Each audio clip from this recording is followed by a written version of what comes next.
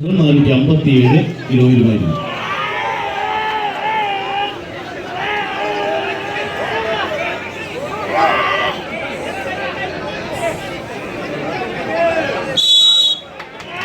പുതിയ രൂപങ്ങൾ, പുതിയ ഭാവങ്ങൾ, പുതിയ പിറവിയിൽ തന്നെ വലിയൊരു കനക കിരീടത്തിനരികിലേക്ക് വടം വലിച്ച് കയറി പോവുക എന്ന ഒറ്റ ലക്ഷ്യത്തോടുകൂടെ കളിക്കളത്തിലേക്ക് കാലെടുത്ത് വെച്ച 14 പട പോരാളികൾ, 14 കൂട്ടർക്കം കൊണ്ട് ചരിത്ര കഥകൾ ഒരുപാട് ഇങ്ങനെ പറഞ്ഞ് കടന്നു പോകാം.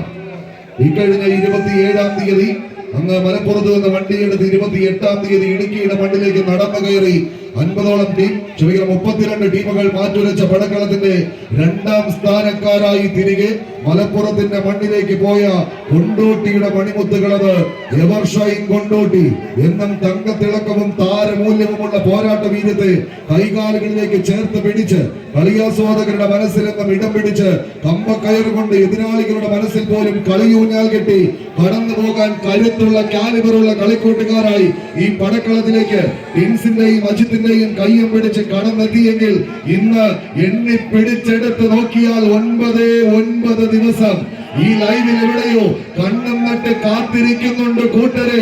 നിവേദ്യ എന്നൊരു പേരുകാരി ആലുവയുടെ മണ്ണിൽ അങ്ങ് പോരാട്ടത്തിന്റെ തീർച്ചൂള സമ്മാനിക്കുന്ന സാക്ഷാൽ ശിവഭഗവാന് തന്നെ പ്രാർത്ഥനയോടെ ഇന്നലെയും മിനിഞ്ഞാന്നും മകയിരവും തിരുവാതിരയും നോമ്പ് നോറ്റ് തന്റെ പ്രിയതമൻ വിവാഹം കഴിഞ്ഞിട്ടിന്നേക്ക് 8 ദിവസം പിന്നിട്ട് 9-ാം ദിവസത്തിലേക്ക് കാലെടുത്ത് വെച്ച 1-ാം നമ്പറുകാരൻ.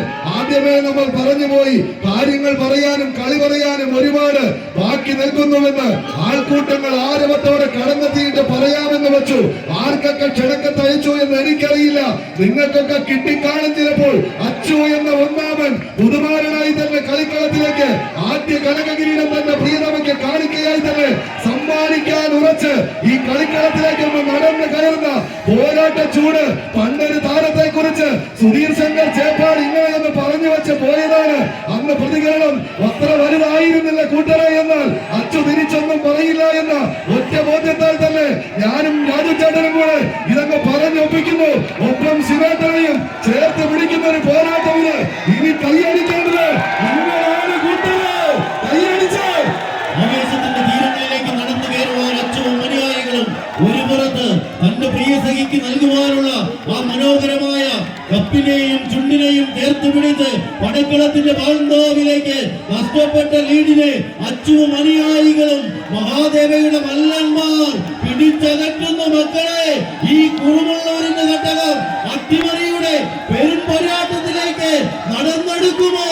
ഷാബിയും അനുയായികളും ബെറാത്തും നൗഷാദും പടമൊരുതുവാൻ പച്ചപ്പടച്ചട്ട ടിൻസിന്റെ പോരാളികൾ കൈയടിച്ച് സ്വീകരിച്ച് നീലാകാശത്തിന്റെ വർണ്ണ കാഴ്ചകൾ നീലാകാശം കുന്തൂരിയുന്നത് പോലെ കായികാവേശത്തിന്റെ വിസ്മയ നിമിഷങ്ങളുമായി കുറുമള്ളൂരിന്റെ കളിയെന്ന്